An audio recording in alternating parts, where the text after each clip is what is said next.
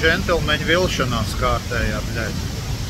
Kroč, ūdenskritums, bļaļ, jā, braucam skatīties ūdenskritumu. Ej, tu tīrst, jā, vod brīnum, bļaļ, ūdenskrīt lejā, bļaļ. Neko tāds nav redzēts, jā, zin kā, bļaļ, patais krāni jau krīt ūdens lejā.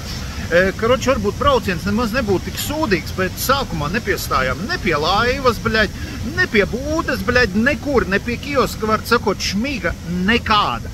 Nekāda absolūti nav. Jā, tu var piestāt, bļaļ, nopirkt kafiju, jā, zin kā.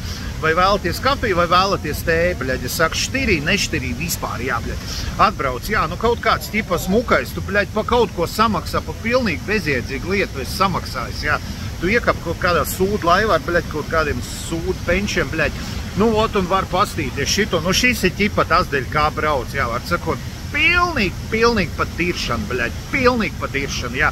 Ir kafejnīca, jā, nevar teikt, es pat nezinu, kas te trūkst, menedžments te trūkst, vai kaut kāda vienkāršā cilvēciskā attieksme pret pārim, jo kafejnīcas ir, jā, tur kalnā, nu, ko es jums parādīšu, nu, ir kaut kāds kafejnīca, viss kaut kas tāds ir, bet tā jēga no tā, ja tu tur nevari nopirkt pašu galveno cilvēkam nepieciešamo, jā, pirmās nepieciešamības preces tur nav.